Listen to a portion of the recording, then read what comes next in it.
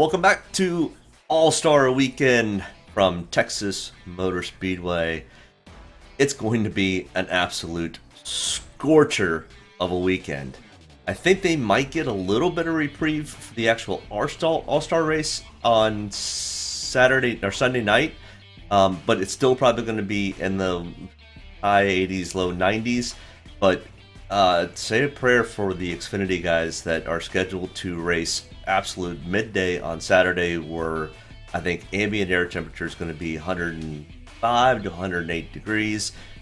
Inside the race car is going to probably be close to 135, 140 degrees. Those guys are going to need to drink a lot of pickle juice. At least that's what I've heard helps keep them hydrated for the race without being overly bloated or overly heavy. So lots of pickle juice for a lot of these guys. And I don't like pickles and I don't like pickle juice, so doesn't sound like any fun to me. But either way, All-Star Weekend. It's a different format, it's different qualifying, it's different all the way around. But before we do that, let's head back north just a little bit from Texas to Kansas, where, hey, look at there, Kurt Busch and that just wild paint scheme for the new Jordan brand shoes took their car to victory lane. And I tell you what, Kurt just, you want to talk about a dominating outing by Kurt. And Kurt just went out and showed the field. Kyle Larson tried his best to hold him off, but I don't think there was any doubt in Kurt's mind that he wasn't going to go win that race. And I tell you what, he raced him hard, he raced him clean. Hint, hint, Joey Logano learned some tricks from the old wily veteran there, Kurt Busch. He raced him clean, and it was an awesome race to watch. I think it may have been one of the best races of the year. I wish the crowd size had been a little bit bigger, because everybody's been whining and complaining about that. But I enjoyed the heck out of it. I thought it was super competitive. I think the cars were tough to handle. Goodyear, a lot of people are blaming Goodyear for the left rear tire that was an issue.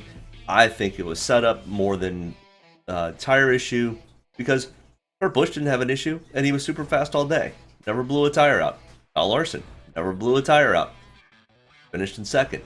So I think it was much more of a setup, and these guys were just trying to do too much with that left rear tire. We used to go through this, probably 6, 7, 8 years ago, with the right front tire always blowing out because they would have had too much camber or not enough air pressure and too much air pressure, and they just wouldn't follow Goodyear's recommendations, and they would always blow out right tires, and they would end up wrecking their cars. We're seeing it's transferred to the left rear, which is a little bit different. But either way, let's dive into what happened at Kansas, at least in the optimal lineup. So from Kansas, Kurt Busch, as I said, pretty much dominated. He didn't dominate lead laps. I mean, he had the most lead laps of 116, but out of a 267 lap race, it's still not quite half. But either way, he was in the top 5 all day. His pit crew didn't really do anything to help him out, other than set him up in a great car, but they cost him spots on pit road. And the same thing for Bubba Wallace. Bubba Wallace probably had a top 5, top 3 car, and he just got beat up on pit road from his pit crew. So 2311, Denny Hamlin, you got to get those guys in line and fix those issues, and I'm sure they will. But either way, Kurt Busch, absolutely dominating fashion. I mean, he outscored Kyle Busch and the rest of these guys by 40 points. But 116 laps led, started 5th, finished 1st. So we had one-ish dominator, and I say the ish because Kyle Larson led 29 laps, Christopher Bell led 37 laps, Kyle Busch led 18. So we had some other hintful potentials at dominators. And here we go. Christopher Bell starting from the pole, and I said it during my video on Sunday that I hate taking these pole position guys, but they're holding their own, and Christopher Bell held his own. He led 37 laps. He finished 5th. He was able to finish top 5. Now he faded mid race and worked his way back up, but when he faded, it could have been a much worse racing experience for Christopher Bell that day, and would have cost anybody and that had him in their lineup. I had him in a decent amount of my lineups. I didn't fade him out completely, but maybe we're gonna have to continue to look at this whole fade the pole sitter. Now, absolutely fade the pole sitter, fade the top 10 if you're starting at any of the super speedways. But maybe on these mile and a halfs, these pole sitters are starting to show something, and there are some signs. I mean, Christopher Bell was fastest in all the practice speeds, 10 lap averages, and the same thing happened the week prior with Joey Logano. So maybe we need to take a look at it. But either way, we had 2 place differentials, 3 value guys, and 3 finishing spots where they finished, actually 4 finishing spots where they finished in the top 5.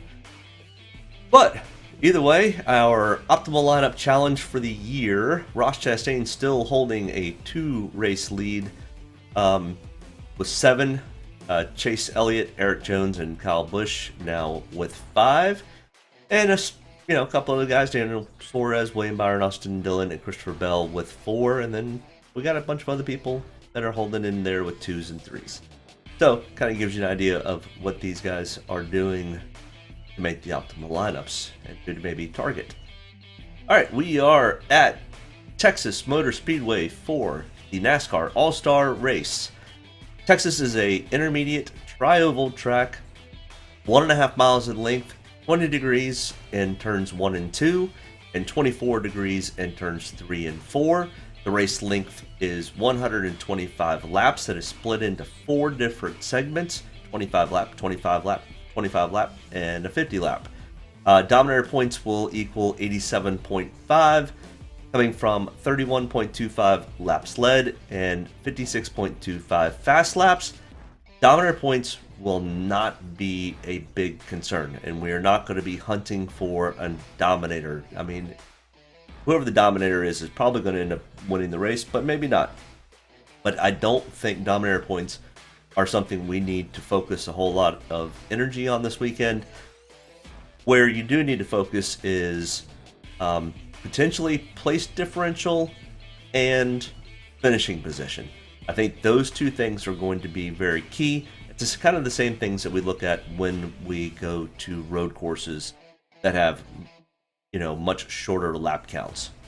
So, or even like super speedways.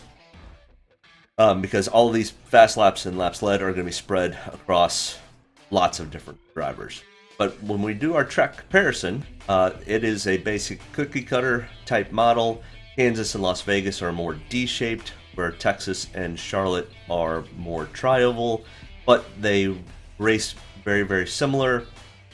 And those are the tracks that we will look at when we're doing our track comparisons on finding out who we should be taking and who we shouldn't. All right, so I talked about this a few minutes ago on Saturday for the All-Star Race qualifying. So they will practice all the cars, including the open cars and the guys that are already in to the main All-Star Race. So they have 2 separate races. They have an open segment, which is any driver that is not already pre-qualified for the actual All-Star Race. And to get qualified for that All-Star Race, you have needed to win a race this year. You needed to have won a race in 2021. Or you were in an all-star race in the past, or you finished first in an all-star race that are already pre-qualified for the main all-star race. So they will have a practice session with all the open cars and cars that have made the all-star field. They'll break them into 2 groups, and kind of like they do every week, and they'll have a 15 to 20 minute practice session for each group. Then they will take single lap times by themselves, and they'll do it in reverse order by owner points, as they do every week. Then the fastest top 8 qualifiers that have made the All-Star race currently will have a shootout, and it'll be 2-on-2 drivers for the top 8. And if you win that round, you move on and you advance until we finally get down to 2 cars. And the way that this is going to be kind of cool because it's really bringing the pit crew in. So they will start on pit road side by side with a extra pit box, I guess, on one side of pit road and another pit stop on the other side of the road. Well, they'll sound an alarm. The crews will do a 4-tire change, drop the car off the jacks, and then the guys will take off. No speeding penalties on pit road. They can go as fast as they want. And they literally would drag race down pit road. They'll dive into turn 1, and they'll race back to the start-finish line. And whoever makes it back to the start-finish line first moves on to the next round until we finally get down to the final 2, and they'll do it one last time. And whoever wins that will sit on the pole for the start of the All-Star race. But we have our open cars, and they will be seated on their fastest times from the regular single car qualifying. And then they will have 3 stages. The first stage is 20 laps, and the winner of that first stage will advance to the All-Star race and start 21st. Then they'll line them up again. They'll have pit stops. They'll line them up again, and they'll go at it. And remaining cars will run for 20 laps. And the winner of stage 2 will be moved on to the 22nd spot in the All-Star race. Then there will be a final stage for 10 laps, and only green flag laps count. So if they run for 2 laps and end up wadding them up, they'll line them back up, and they'll have 8 laps left. If they run 3 more laps and wad it up, they'll line them up again and run for 5 laps. So until they can finally have 10 full green flag laps, and the winner of that final stage will get the 23rd and almost last starting spot. Then, out of the remaining drivers that are left, if your car is still available and you are chosen by the fan vote, you will get the 24th and final starting spot in the All-Star format. So, that's kind of the open race, which is always sometimes kind of interesting and sometimes it's kind of boring. But either way, there are definitely some drivers that I think should easily make it through the open if they don't have any issues or troubles. And we'll get to those as we start the driver by driver breakdown. But then once all that happens, we have 24 cars, and then the All-Star format will begin. So we'll have 25 laps, and whoever wins that first 25 lap shootout will be the pole sitter for the final 50 lap shootout. Stage 2, same thing happens, but in each of these stages, if you finish first, you have to finish in the top 15 of each remaining stage to hold on to your starting spot. And it's unclear on what happens if the guy in stage 1 doesn't finish in the top 15. Does the stage 2 winner go to the pole, and where does the stage 1 winner end up being? It's a little confusing. I'm not overly worried about it. TV or the radio will definitely get us clued in on exactly what that happens and how that happens, but it's a little unclear from the things that I've read. Either way, we have 2 25-lap shootouts. Then we have a stage break pit stop competition. And they'll throw the caution at the end of stage 2. Then all of these guys will come to pit road, and because they have hundreds of seconds or thousands of seconds timing on when they enter pit road and when they leave pit road, the fastest car 4-tire change in and out will win the special stage break pit stop competition, and they will get to start 4th as long as they finish in the top 15 in stage 3. So then in stage 3, they'll have another 25-lap shootout, and the winner of that will advance on to the final 50-lap shootout. So as you can see, stage 1 winner gets first, stage 2 second, and so on. And the pit stop competition winner gets 4th. They will do 50 laps normal. If there is no caution, then they will throw a competition caution between 15 and 20 laps of the final stage. So 15 to 20 laps, 25 laps left. Don't really know when that is, so you can't really kind of cheat and get in there early. But they will throw a caution if there is no natural caution. You'll come in, take 4 tires, and then you'll go shoot it out for the $1 million and be crowned the All-Star champion. So that kind of explains everything. I wouldn't worry a whole lot about it. What we're really worried about is who we think is going to end up finishing this thing first, second, third, fourth, or fifth. All right, let's get into the real meat of our sandwich here and start to look at our driver-by-driver breakdown. And we start off with last year's All-Star winner, Kyle Larson. Pricing is very, very easy this week. Now, you can't take the top 6 most expensive guys, but you can come close. You shouldn't have any problem fitting in most of whatever lineup you want to come up with. But we'll go a little bit more into depth on that on Saturday night, Sunday morning. Probably Sunday morning at some point. Not sure when. My son has another baseball game, and it's an early start to the games. And we're going to be about 40 minutes away from home, so I'm not sure if I'm going to be able to get that live video to you, or when I'm going to be able to get that live video to you on Sunday to get to your lineups. But I'll make sure that it happens at some point. But Kyle Larson, $10,000. Third on the power ranking, and that power ranking comes from the last 10 races that they've run, the track comparisons that I just showed you, and the last 5 races here at Texas. Well, as we see, Kyle Larson missed 2 of the last 5 because he has only 3 starts in that, but he does have 2 wins, 2 top 5s, 2 top 10s, and 3 top 20s.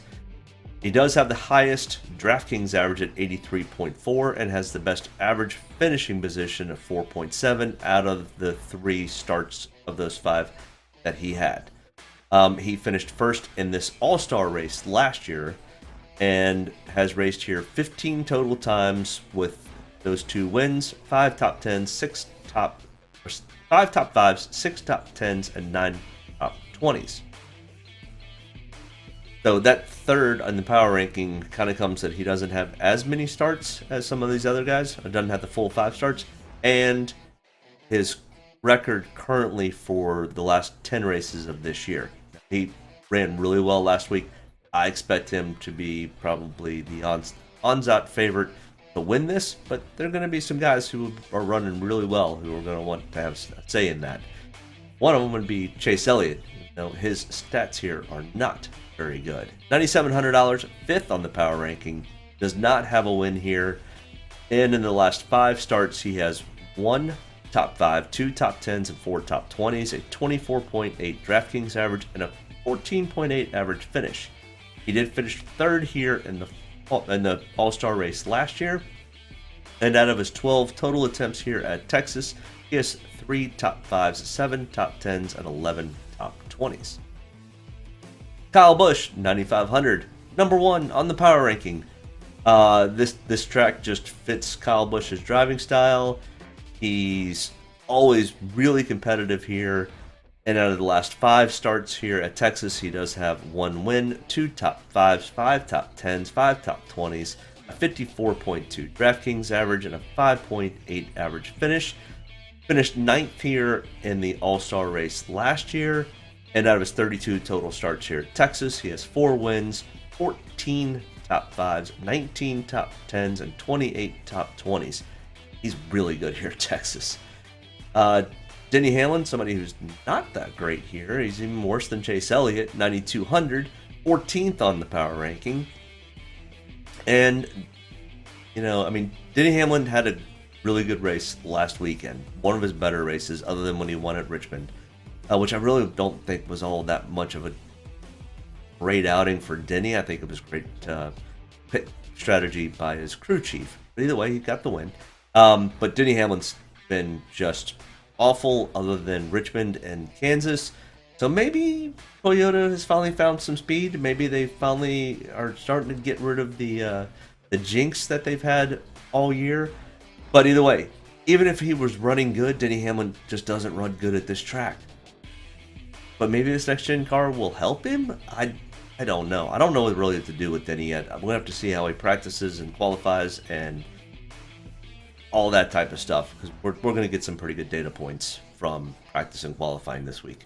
But Denny Hamlin, 9,200, and in the last 5 races here at Texas, he doesn't have a top 5, only 1 top 10, only 3 top 20s, a 17.2 Draftkings average, and an awful 17.8 average finish. He finished 21st here in the All-Star race last year. He does have 3 wins here total in his career out of his 32 total starts, with 7 top 5s, 14 top 10s, and 25 top 20s. So really, it's just his last 5 starts here have just been not good. Next in line here, Martin Truex Jr., $9,000, 6th on the power ranking. Martin does not have a win here, even though he does perform very, very well at these mile-and-a-half cookie cutter style type tracks. So, I mean, maybe Martin's due. But either way, only 1 top 5 in the last 5 races here at Texas, 2 top 10s, 4 top 20s, a 30.3 Draftkings average, and a 15.0 average finish. He finished 13th here in the All-Star race last year and has 33 total starts here at Texas, with 5 top 5s, 17 top 10s, and 26 top 20s. All right, next in line here, Willie B, William Byron, 8,800. And Willie B is just running really, really well right now. Last week at Kansas was kind of an off week for him, but either way, Willie B is running really, really well this year. Now, his stats here at Texas are not great. They're not awful, but they're not great. Second on the power ranking, but Willie B, in the last 5 starts here at Texas, only has 1 top 5, 2 top 10s, 4 top 20s, a 38.5 Draftkings average, and a 15.2 average finish. He finished 7th here in the All-Star race last year. 8 total starts with 1 top 5, 4 top 10s, and 7 top 20s. All right, Ross Chastain, 8,600, 13th on the power ranking. Only has 3 starts out of the last 5 here at Texas, and only has 1 top 20 and 16.8 Draftkings average and a 25.7 average finish. He's going to run much better than that because there's only going to be 24 cars here. So he'll definitely beat his average finish. He didn't run when he was racing in the 42 Chip Ganassi car last year and the year prior.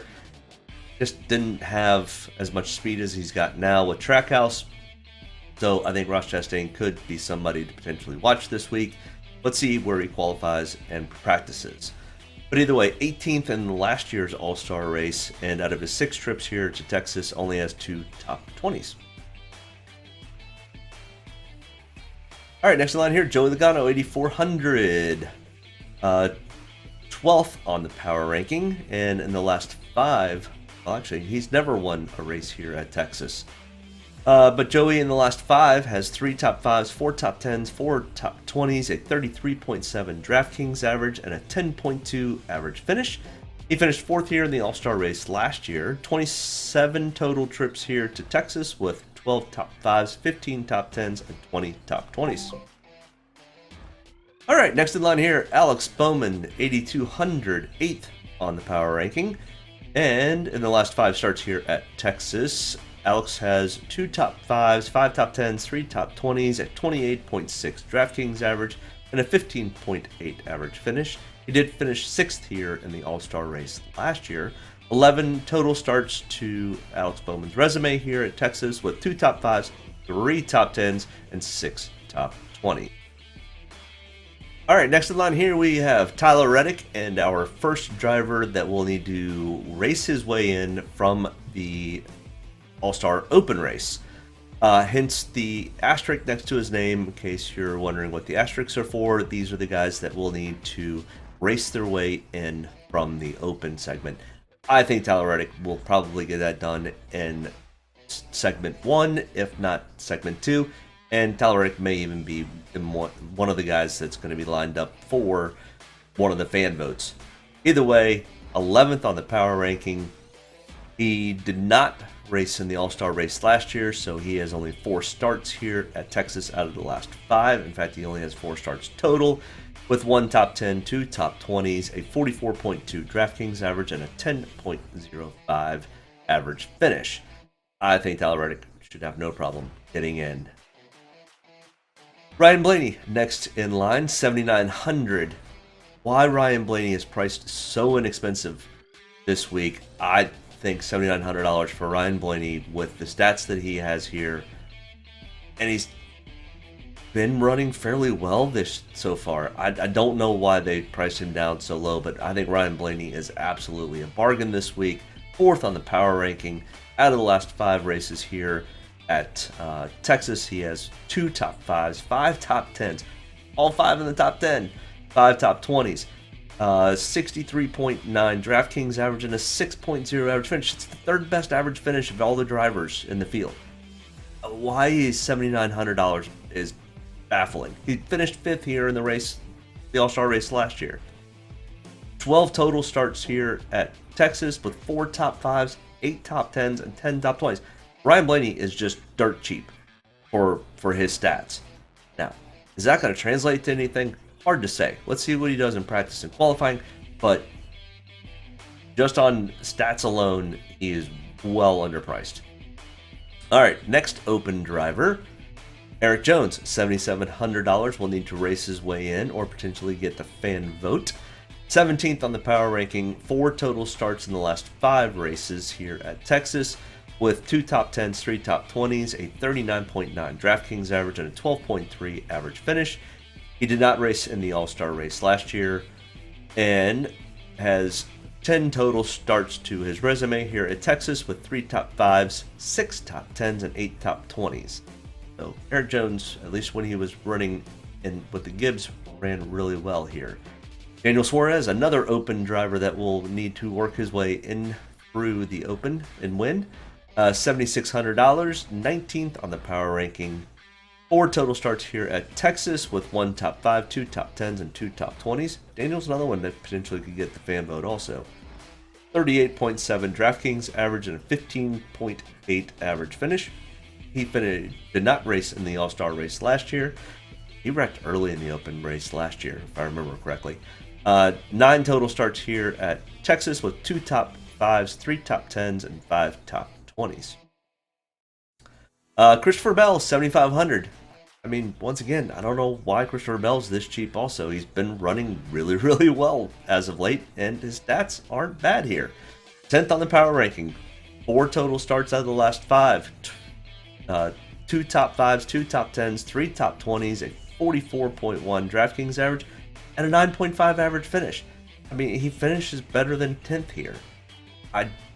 We'll have to see where he practices and qualifies, but I mean, between Ryan Blaney and Christopher Bell, they're dirt cheap. Finished 11th here in the All-Star race last year, 4 total starts, and has got the same stats.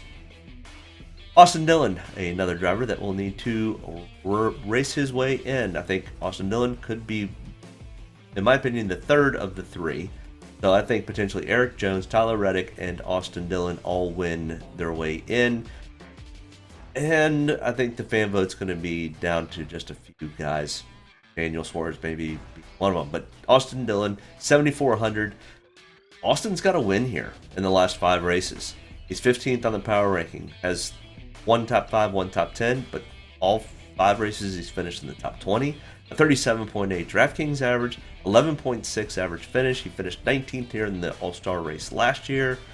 18 total starts to his record with that 1 win. 1 top 5, 2 top 10s, and 11 top 20s. So, I mean, Austin Dillon may be priced okay, but I mean, here's another one. Kevin Harvick, $7,300. I know Kevin has not been running well so far, but his stats here are not bad stats. 8.4 average finish out of the last 5 races, a 56.1 Draftkings average, 3 top 5s, 3 top 10s, 5 top 20s, 15th here in the All-Star race last year. He's guaranteed into the show. 37 total starts here at Texas with 3 wins, 13 top 5s, 24 top 10s, and 34 out of 37 top 20s. Like I said earlier, you're not going to have an issue or problem fitting the lineups that you want to fit and getting I think, value with some really good drivers. Now, let's see where he practices and qualifies, and my tune may change a little bit. But either way, Chase Briscoe, 7,200, got that win at Phoenix and locked himself into this All-Star race, so he doesn't have to race his way in. He only has one start here at Texas, where he finished 15th, and that was in the fall race last year. He did not race in the All-Star race last year. He raced the Open, but didn't make it into the big All-Star race. 20th on the power ranking. Yeah, I think they're doing some funny stuff with Chase Briscoe's car. I think he's kind of the test car since he's locked in, and they're trying to maybe figure out some stuff for the playoffs. But I mean, Chase hasn't been running as well as he did earlier this year. Well, maybe this was a good weekend for Chase Briscoe to turn that around. But next in line here, we've got Ricky Stenhouse Jr., 7,100. I mean, Ricky is another one that potentially could easily race his way into this Open. I mean, there's 4 or 5 guys that are going to be tough to beat. Now the question is, are they going to race themselves clean? Pat and Ricky's stats here are not very good. Out of the last 5 races, or 4 races here at Texas, he's got only 1 top 20, a negative 0.9 Draftkings average, a 30.0 average finish. Now he finished 13th in the All-Star race last year, so not awful. 17 total starts here, no top 10s and 9 top 20s. And as you can tell, I cleaned up Ricky Stenhouse Jr.'s numbers. He did not race in the All-Star race last year. He did not make it out of the Open round to make the All-Star race last year. I fixed that. He did not finish whatever I said. So scratch that. All right, next in line here, Kurt Busch. I mean, last week's winner, and he's got a win here, $7,000 value. I'm telling you, there's value all over this place. But it's an All-Star race. Anything can happen, and probably will happen. I mean, it's as close to being a super speedway style race where these guys are going to race hard. They're racing for $1 million. Typically, the last few years, the fastest guy is the fastest guy, and you're not catching him. Now, what happens behind him? A whole nother ballgame. But Kurt Busch, $7,000. Telling you, value. Him, Kevin Harvick, Ryan Blaney. Pretty much just put them in. Now we'll need to see where they practice and qualifying. But super value here. Kurt Busch in the last 5 has 4 top 5s, no top 5s, but 4 top 10s, 5 top 20s, a 36.1 Draftkings average, and a 10th place average finish. He finished 10th here in the All-Star race last year. 37 total starts here at Texas with 1 win, 3 top 5s, 24 top 10s, and 30 out of 37 top 20s.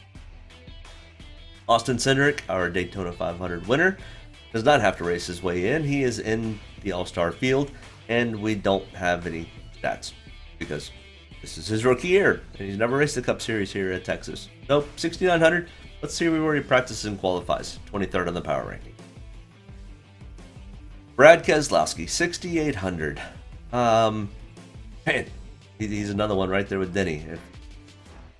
If he didn't have bad luck, he wouldn't have any luck at all. 18th on the power ranking, and I mean, because of his recent stats, I can understand why he's 6,800, but he runs pretty well here. He's in the last 5 races, he's got 2 top 5s, 4 top 10s, 4 top 20s, a 30.0 Draftkings average, 11.4 average finish. He finished 2nd in the All-Star race here last year. 27 total starts to his record with 7 top 5s, 12 top 10s, and 19 top 20s. All right, next in line here, Brad's teammate, Chris Buescher. And Chris will need to race his way in from the Open. I mean, Chris Buescher is also very capable of doing that also. He's a good driver. 6,700, 21st on the power ranking in the last 4 starts because he did not race in the main All-Star race last year. Has 2 top 20s, an 18.5 Draftkings average, and a 23.3 average finish. And he did not race in the All-Star race last year. 12 total starts to Chris Buescher's record here at Texas with 4 top 20s. Bubba Wallace, 6,500, 25th on the power ranking, and his stats are not great. I think Bubba's going to have to. Now, I mean, he was wheeling that car last week, and 2311 has definitely found some speed.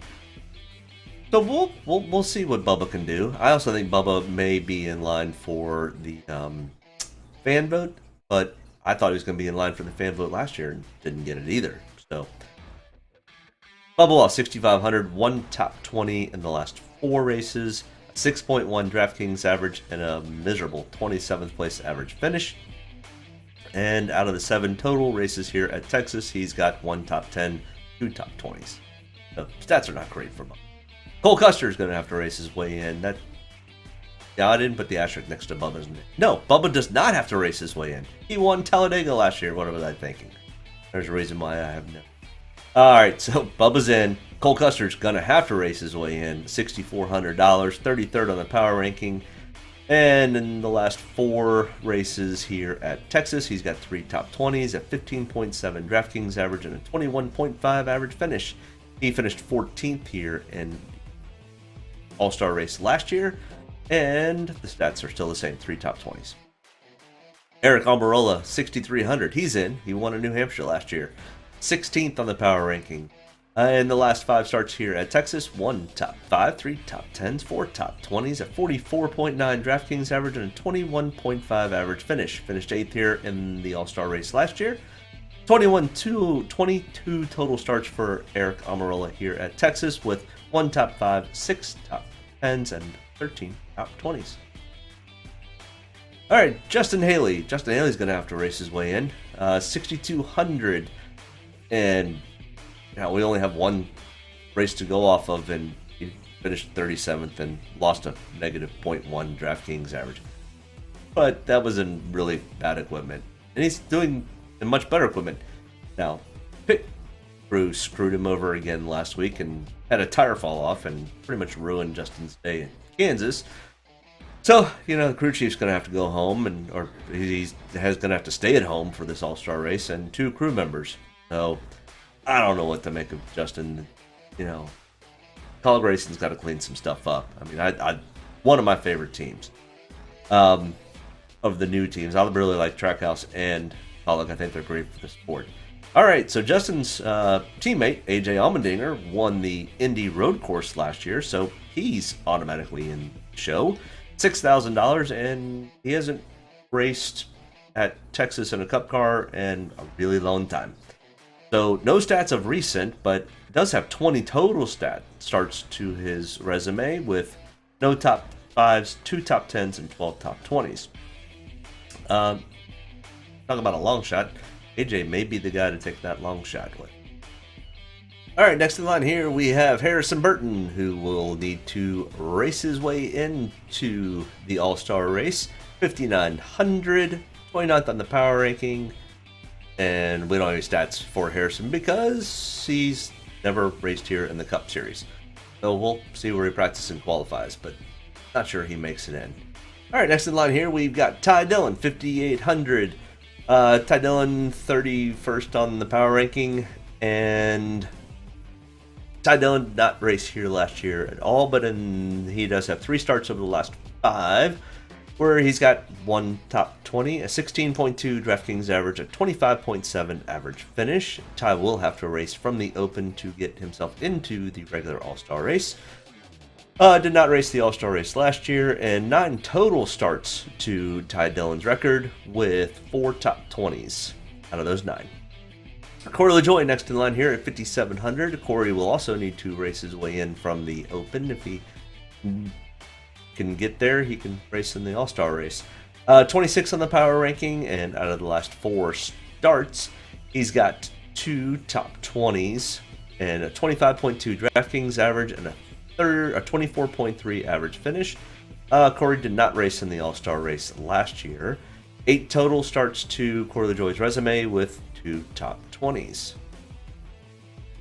All right, next in line here, we've got Michael McDowell, 5,600. Michael is in the show from winning the Daytona 500 in 2021. 27th on the power ranking, so Michael will not have to race his way in.